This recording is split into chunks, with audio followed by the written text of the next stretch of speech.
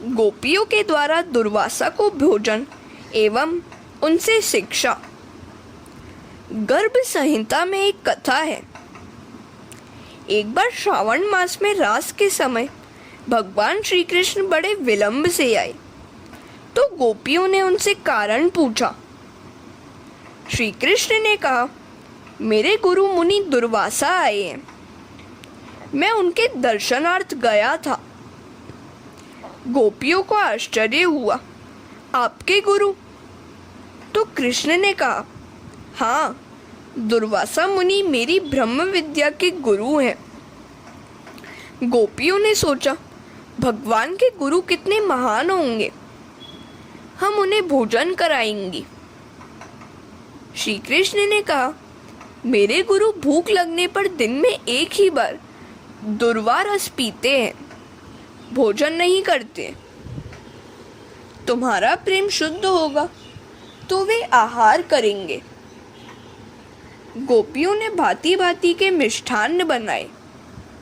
सोचने लगी कि अब दुर्वासा को बुला लाएं। मुनि का आश्रम तो यमुना के सामने के किनारे पर था। बाढ़ आई, करे तो क्या करें? उन्होंने श्री कृष्ण से पूछा, तो श्री कृष्ण कहने लगे, यमुना जी से कहना कि यदि श्री कृष्ण बाल ब्रह्मचारी और बाल उपवासी हों तो हमें मार्ग दीजिए। गोपियां तो जानती ही थी कि कृष्ण दूसरों को परमानंद देने के लिए ही क्रीड़ा करते हैं। गोपियां अधिकारी थी। यमुना जी ने मार्ग दिया। गोपियां आश्रम में आई और दुर्वासा से भोजन करने का आग्रह किया। दुर्वासा ने कहा, वैसे तो खाने की कोई इच्छा नहीं है, फिर भी तुम्हारी इच्छा ही है तो मेरे मुंह में ग्रास रखती जाओ। गोपियों ने जो कुछ खिलाया वह सब कुछ उनके पेट में चला गया। गोपियों ने सोचा कि ऋषि की संतान होंगी ही नहीं, सो खाते समय याद न आई। उन्होंने दुर्वासा जी से पूछा, आपने भोजन तो भलीभांति किया है ना? दुर्वासा ऋषि ने कहा, नहीं तो, मैं तो नित्य उपवासी हूँ। यदि मेरी बात जचती नहीं है तो यमुना जी से कहना कि यदि दुर्वासा नित्य उपवासी हो तो वह मुझे मार्ग दे। बिल्कुल वैसा ही हुआ। गोपियों ने श्री कृष्ण को भी सब कुछ बताया। गुरु शिष्य दोनों बराबर के हैं। इतनी सारी रानियां होते हुए भी कृष्ण बाल ब्रह्मचारी हैं और मिष्ठान्न का ढेर डकार जाने वाले ऋषि दुर्वासा नित्य उपवासी। यह कैसे ब्रह्मचारी है और यह कैसा उपवासी? दुर्वासा को किसी भी प्रकार की वासना नहीं है। उन्होंने खाया तो बहुत कुछ, किंतु बिल्कुल स्वाद लिए बिना ही खाने वाला और खिलाने वाला नारायण है। दुर्वासा की यह ब्रह्मोपासना है। खाने वाला और खिलाने वाला ब्रह्म ही है। सो उन दुर्वासा की बात सच है कि वे नित्य उपवासी हैं।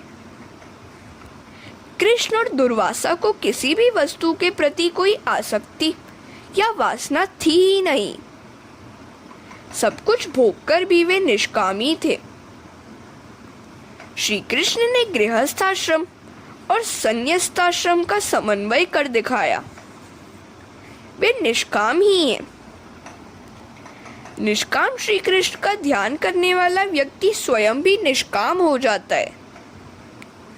चीरहरण लीला की ऋषि रूपा गोपियां 5-6 वर्ष की कुमारी थी। उन कुमारिकाओं की इच्छा है कि श्री कृष्ण उनको पति के रूप में मिले। इसमें भाषा तो लौकिक है, किंतु रहस्य अलौकिक है। जब तक जीव आवरण के अंदर होता है तब तक वह ईश्वर से मिल नहीं पाता है। हरे कृष्णा। श्री कृष्ण ने सखियों को उपयुक्त समय में मिलने का वचन दिया था। ध्यान रहे कि रास में गोपियों की देह से मिलन नहीं है। गोपियों ने 5 भौतिक शरीर का त्याग कर दिया है। इन गोपियों का स्वरूप अप्राकृत चिंतनमय आनंद रूप है। पंच महाभूत के शरीर को परमात्मा स्पर्श नहीं करते। भागवत में स्पष्टतः कहा है कि रासलीला में 5 भौतिक शरीर के त्याग के बाद ये सब हुआ है। किसी को शंका होगी, गोपियों का 5 भौतिक शरीर कैसे छूट गया? श्री कृष्ण का वियोग तो अग्नि है। पति के विरह में जिस प्रकार पतिव्रता पत्नी जलती है, उसी प्रकार परमात्मा का विरह जीव को जलाता है। प्रभु के विरह के समय जीव का संसार में रममाण रहना पाप है। श्री कृष्ण की विरह अग्नि ने गोपियों के 5 भौतिक शरीरों को जला दिया और उनको श्री कृष्ण की भांति अप्राकृत रसात्मक शरीर प्राप्त हुआ। 5 भौतिक शरीर साथ होगा तो परमात्मा से मिलन नहीं हो पाएगा। गोपियां कृष्ण विरह में जलती हैं। हमारी यह करुणता ही है कि यह जीव भगवान के वियोग के समय सांसारिक वासनाओं से खिलवाड़ करता रहता है। संसार के भोग रोग समान ही है। गोपियां तो परमानंद रूप से मिलना चाहती हैं। श्री कृष्ण के दर्शन मात्र से अब उनकी तृप्ति नहीं हो पाती। दर्शन में द्वैत है। गोपियां परमात्मा से एक रूप होना चाहती हैं। गोपियों को जब से गोवर्धन लीला में श्री कृष्ण के परमात्मा स्वरूप का दर्शन हुआ था, तब से उनमें प्रेम भाव का बीजारोपण हुआ था। उन्होंने कन्हैया की बांसुरी भी सुनी। प्रेम का आरंभ द्वैत से होता है। प्रेयसी और प्रियतम अलग अलग होते हैं। समय के साथ प्रेम बढ़ता जाता है तो दोनों को एक हो जाने की इच्छा होती है। मैं अब तू होने की इच्छा रखता है। अद्वैत की इच्छा जाग उठती है। मैं का मिटकर तू होना, स्वयं को प्रिय पात्र से मिला देना, प्रिय पात्र से सायुज्य सिद्ध करना ही प्रेम है। कई बार गोपियों को उनकी सास बाहर नहीं निकलने देती थी।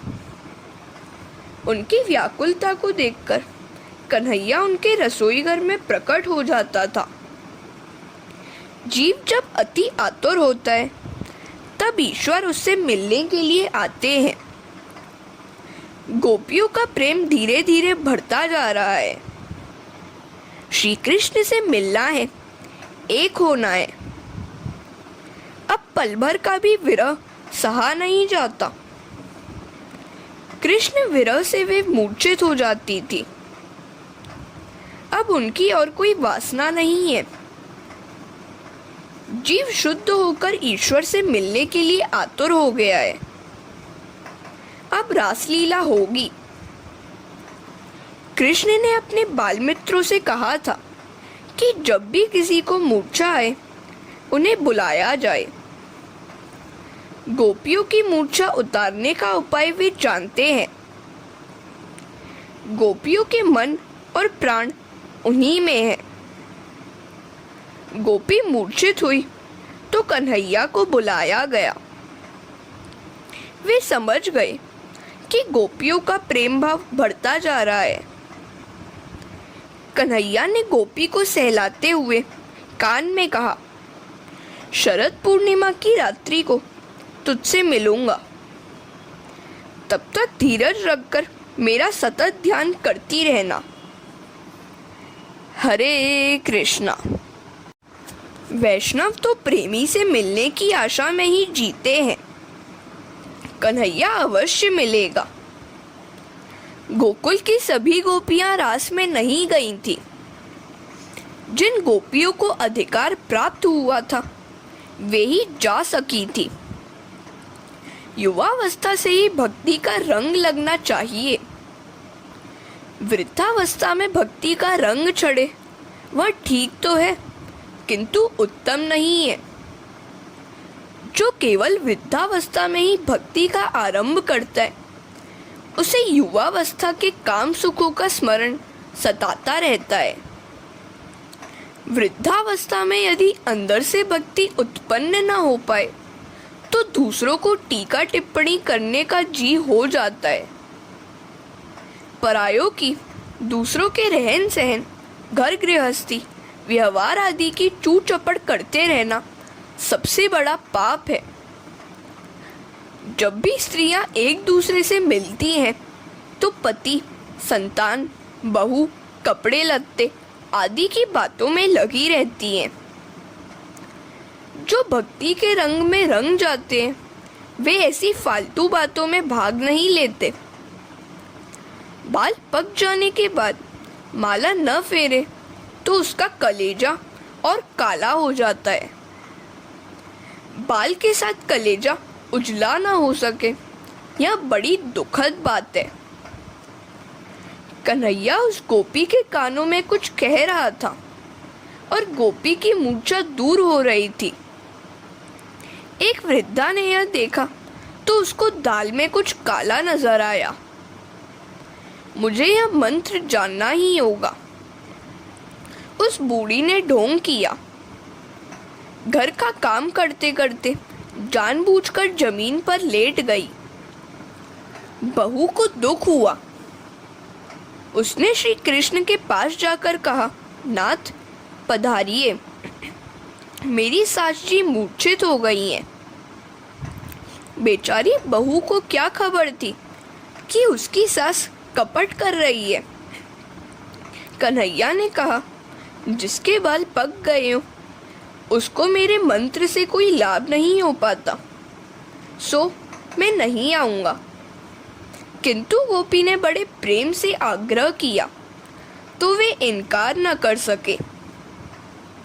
कन्हैया ने वृद्धा का निदान किया कि इस बूढ़ी के सिर पर भूत सवार हो गया है, किंतु चिंता न करना, मैं भूत उतारने की विद्या जानता हूँ। एक लकड़ी तो ला दो कोई। बूढ़ी ने मन ही मन कहा, अरे बाप रे।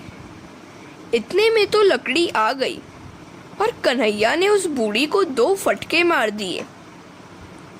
बूढ़ी तुरंत बोल पड़ी, मुझे मूर्छा नहीं आई थी, मैं ढोंग कर रही थी। कन्हैया ने कहा, हाँ देखो भूत बोल रहा है। 2 फटके और जड़ दिए। जरा सोचो तो, मनुष्य का बाह्य वेश तो वैष्णव का होता है और मन में काम, क्रोध, कंचन, कामिनी को रमाता रहता है। बाहर से भक्त होने का ढोंग करता रहता है। यह ढोंग, यह अभिमान तो वह भूत है जो जीव की पिटाई के लिए कारणभूत है। ऐसे तो बहुतेरे लोग हैं जिनकी आकृति तो बड़ी आकर्षक, सुंदर, लुभावनी होती है, किंतु कृति भयंकर, घृणाजनक होती है। उस बुढ़िया की भांति कभी ढोंग न करना। दंभ, ढोंग ही भूत है। भक्ति औरों को दिखाने के लिए नहीं, प्रभु को प्रसन्न करने के लिए करनी है। कई लोग ज्ञान और भक्ति का जितना ढोंग करते हैं उतने ही वे अंदर से खोखले होते हैं। श्री कृष्ण तो अंतर्यामी है, उनसे कोई बात छिपती नहीं है। हरे कृष्णा।